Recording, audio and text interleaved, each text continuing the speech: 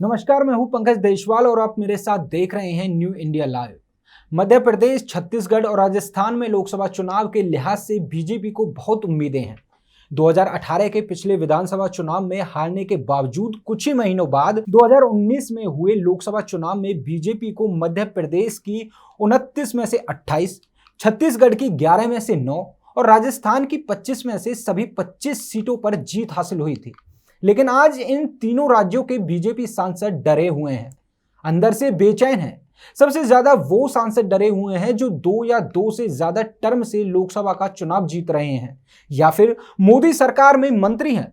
तो आखिर क्यों डर के साए में है बीजेपी के मंत्री और सांसद? जानने के लिए वीडियो को अंत तक जरूर देखें। दरअसल बीजेपी ने मध्य प्रदेश में अपने 3 केंद्रीय मंत्रियों सहित 7 सांसदों को विधानसभा चुनाव में उतार दिया है। पार्टी 3 और सांसदों को मध्य प्रदेश में उम्मीदवार बनाने पर विचार कर रही है। पार्टी के सूत्र बता रहे हैं कि बीजेपी राजस्थान में भी 7 के लगभग सांसदों को विधानसभा का उम्मीदवार बना सकती है, जिसमें राजस्थान से केंद्रीय मंत्री शामिल हैं। बीजेपी के इसी मध्य प्रदेश फॉर्मूले ने सबको अंदर से डरा दिया है। वहीं छत्तीसगढ़ में भी रमन सिंह को किनारे करने और दिग्गज नए चेहरों को उतारने की रणनीति के तहत कई सांसदों को एमएलए का टिकट थामने की तैयारी की जा रही है। दरअसल एमएलए का टिकट पाने वाले या टिकट पाने की संभावित लिस्ट में शामिल सांसदों की समस्या भी बड़ी अनोखी है। उन्हें जीत हार से बड़ी चिंता इस बात की सता रही है कि वो चाहे जीते या हारे, दोनों ही सूरतों में दिल्ली की राजनीति से उनकी विदाई लगभग तय ही है।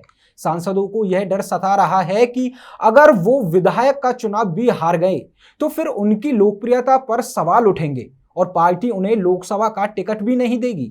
यानी चुनाव राजनीति कैरियर पर ब्रेक सा लग जाएगा। और अगर वो चुनाव जीत भी गए तो उस सूरत में भी लोकसभा चुनाव में पार्टी नए चेहरे को बढ़ावा देने की रणनीति के तहत उन्हें विधानसभा चुनाव में ही बने रहने को कहकर लोकसभा में किसी और टिकट दे सकती है। यानी 2 ही सूरतों में दिल्ली की राष्ट्रीय राजनीति से बिछड़ने का खतरा बना हुआ है और यही चिंता इन सांसदों को खाए जा रही है।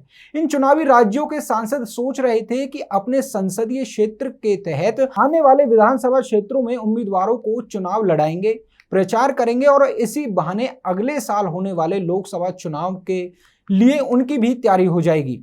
पर अब इन सांसदों की हालत आगे कुआं और पीछे खाई जैसी दिखाई दे रही है। अब इस पूरे मामले पर आपकी क्या राय है, हमें कमेंट में जरूर बताएं। फिलहाल इस वीडियो में इतना ही, पर बने रहिए हमारे साथ और देखते रहिए न्यू इंडिया लाइव।